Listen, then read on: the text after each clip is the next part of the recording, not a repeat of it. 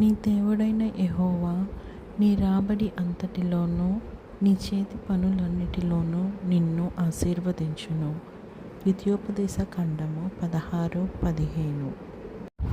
పరలోకమందున్న మా తండ్రి, నీ నామము పరిశుద్ధపరచబడును గాక. నీ రాజ్యము వచ్చును గాక. నీ చిత్తం పరలోకమందు నెరవేర్చున్నట్లు భూమి యందు నెరవేరును గాక. మా అనుదిన ఆహారం నేడు మాకు దయచేయము. ఇతరులు మా ఎడల చేసిన అపరాధములను మేము క్షమించిన ప్రకారము మా అపరాధములను క్షమించుము. మమ్మల్ని శోధనలోకి తేక కీడు నుంచి తప్పించుము.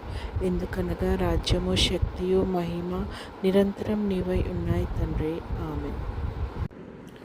యెహోవా నిన్ను ఆశీర్వదించి నిన్ను కాపాడునుగాక.